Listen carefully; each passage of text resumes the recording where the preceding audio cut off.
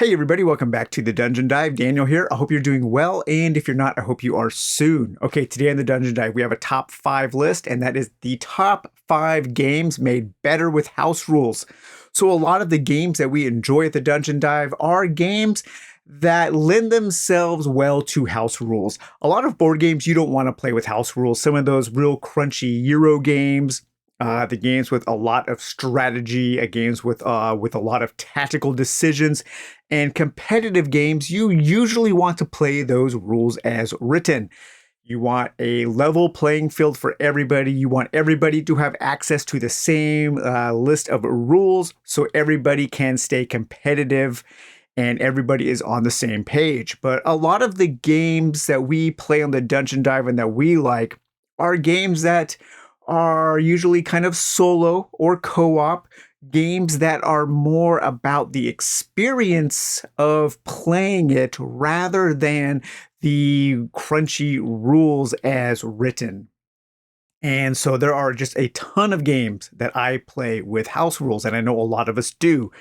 As a matter of fact, it would be very challenging for me to pick out a single game that I own, that I play in any kind of consistent manner, that I don't use at least one small house rule with. I am a huge proponent of house ruling, and I think if you like it, if there's a game that you somewhat like, and there's just one little thing that you could change to make it better, to make you like it more, just make that change. And a lot of the games that we play are kind of that kind of substitute for a more of a tabletop RPG experience. And so those games also just lend themselves so easily to house ruling, to modifying the game, to customizing the game to make it exactly the game that we want to play at the time we want to play it. So here are my top 5 games made better with house rules.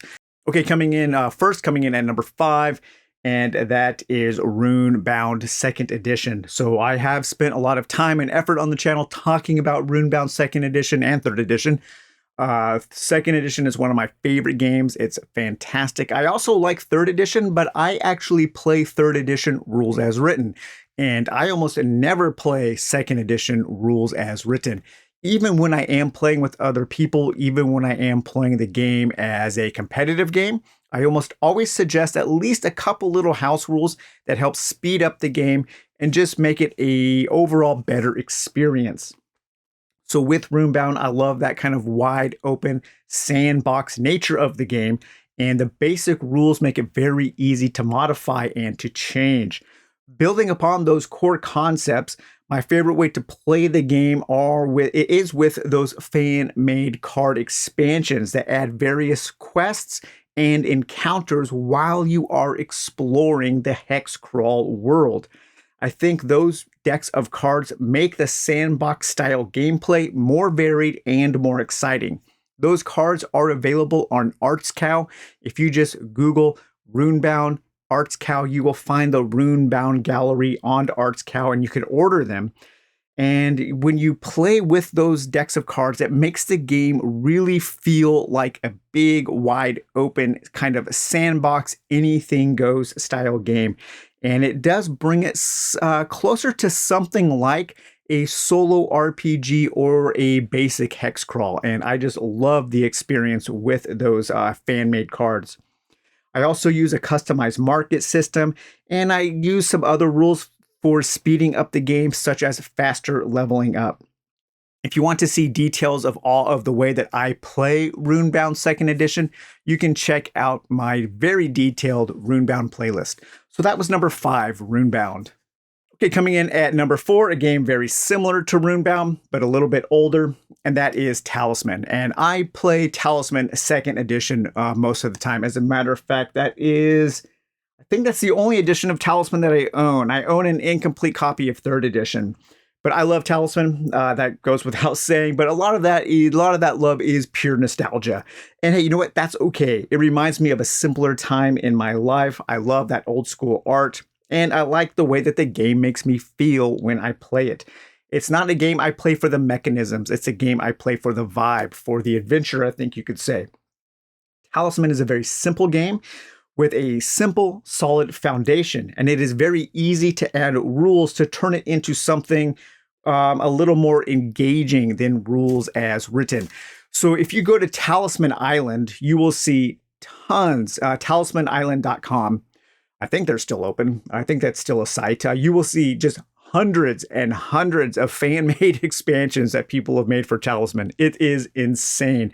There is a way you can play the game called Super Talisman that uses dozens of boards. It takes up 4 or 5 folding tables, the long folding tables. It's totally crazy. There are so many fan-made expansions. I don't play with a lot of fan-made expansions. I play with rules that I think make the game more fun. So I have released a detailed description of all of the house rules that I use to play Talisman on the Dungeon Dive Patreon.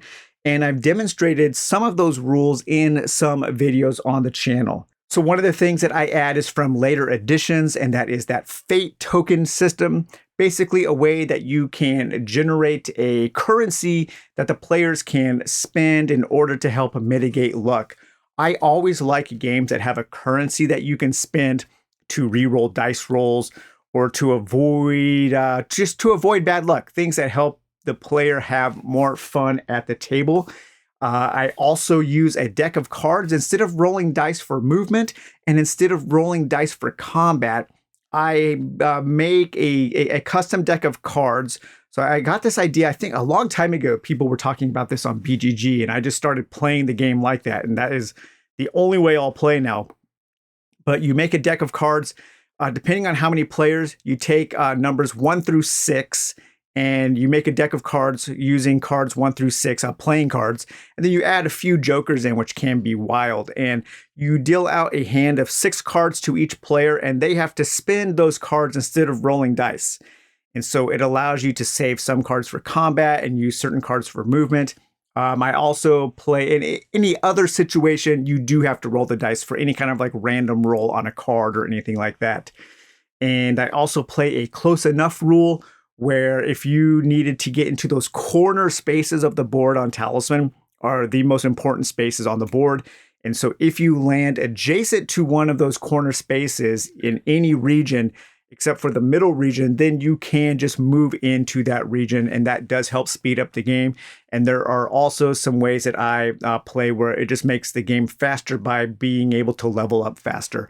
So a lot of the house rules for Runebound and for Talisman are used to help make those games play faster, because one of the major criticisms of those games that a lot of people have is that they are really long for what they are. So number 4 is Talisman, specifically Talisman 2nd edition. Okay, number 3 is Shadows of Brimstone. And Shadows of Brimstone, I have spent a long time talking about the house rules I use.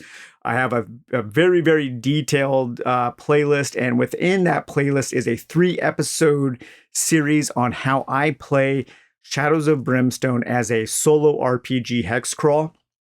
And when I play solo, that is the only way that I will play Shadows of Brimstone now.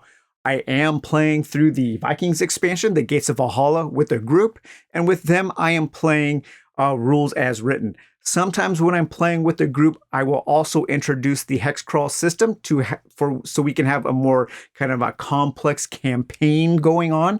But when I play solo, I play with my own solo hex crawl system. And I have so much fun with that. So again, I have a detailed series on how I do that. But basically, I play just the hex crawl mode. Combat is super abstracted. It's more like theater of the mind in an RPG. I don't use the tiles at all. I just use the map cards for dungeon diving. And I generate open-ended questing using the hex crawl. So it turns into this kind of big solo RPG hex crawl with a lot of cool components that I can use to help tell the stories. So that was number 3, Shadows of Brimstone. Okay, coming in at number 2 is Folklore the Affliction. So the term RPG in a box is thrown around a lot in this sector of the tabletop gaming world we inhabit. A lot of these games were indeed created to give that kind of feel. And they were used to kind of scratch that itch when the group couldn't get together for a real RPG. You know, famously, Tom Wham kind of designed Mertwig's Maze, one of these prototypical adventure games, to be something that he could play when somebody in their D&D group was sick, but something that was quick playing and something that would still scratch that adventure game itch that the players around a D&D table would be looking for. So Folklore the Affliction is a game that gets really close to being an RPG in a box, especially when you add that adventure creation, the Farmer's Bundle, the adventure creation expansion. That makes it really, really close to an RPG, and you could actually play the game as a traditional RPG with those rules. However, rules as written, the game has way too much bookkeeping for me, and it really is balanced for four characters, and I do not like playing Folklore the Affliction with 4 characters. It's just way too much for me to keep track of. And I don't think it really works for 2 characters, for fewer than 4 characters, I should say. And I like to play as 2. That's kind of my sweet spot with those kinds of games. But they do have some rules in the rulebook for 2 heroes, and I don't think it really works. So I've got a whole bunch of house rules that I use to play Folklore the Affliction with only 2 characters. And I have published those rules on the Dungeon Dive Patreon. So there are various things that I change when playing with 2 characters.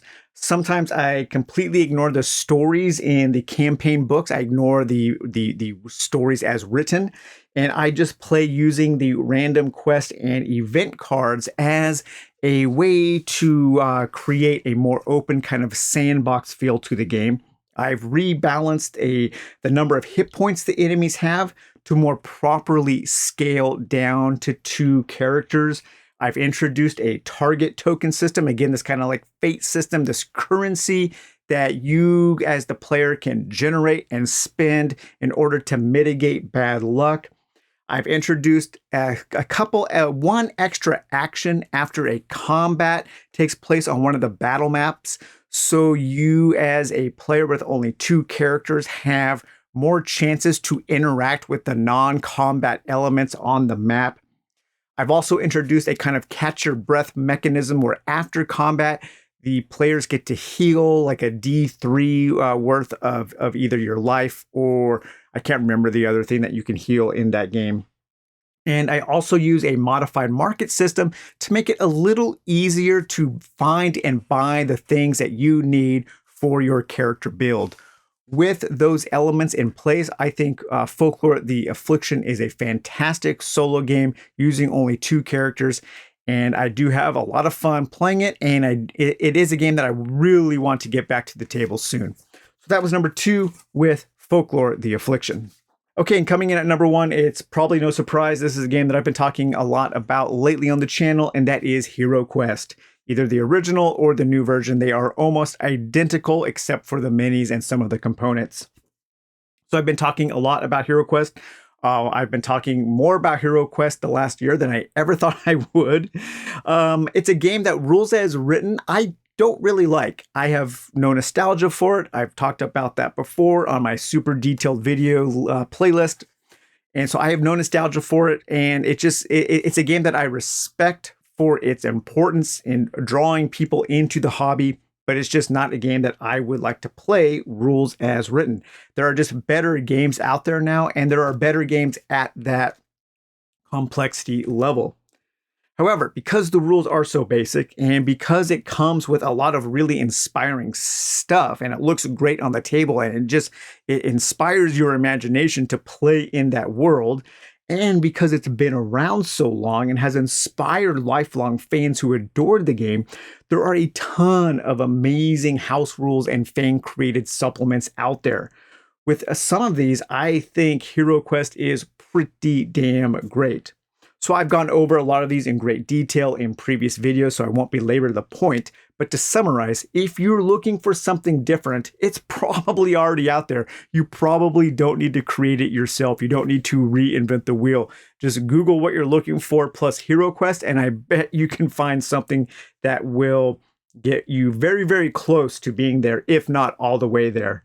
There are new heroes, there are new monsters, there are new quests, new rules, new campaign rules, new things to do in the dungeons, and things to do outside of the dungeons, ways to connect your adventures together. There are entirely new ways to play, such as playing co-op or solo. And this is where I dwell. This is my wheelhouse, playing these kinds of games solo. There is the HeroQuest roleplay book, which attempts to turn HeroQuest into a somewhat simplified Warhammer quest, and I think it does a pretty good job. There are the solo rules by the, my mind just blanked, I'll flash his name up here, by the creator of Gloom of Kilforth, and I talked about those. Tristram Hall, I talk about those in the video, and those are available on Board Game Geek. And then, of course, there are the amazing Axion quest cards, which turn HeroQuest into this amazing solo game of questing and adventure by adding a random quest mode, a simplified campaign system, new and exciting ways for your heroes to level up, new ways to interact with all of that great dungeon furniture, and tons of new artifacts and ways to balance those artifacts for when the heroes get too powerful. So yeah, so that's why HeroQuest is my #1 game to play with house rules. You really can tailor and customize that game to be the exact kind of great dungeon crawl you want to play on the table. And it doesn't add a ton of rules. It still keeps the game relatively simple. So all right, you guys, I hope you enjoyed this top 5 games made better with house rules. Let me know what kind of house rules you like to play with. What games do you think are better with house rules? And what are some of the house rules that you use to make good games better for you? We'll talk to you later. Take it easy. Bye-bye.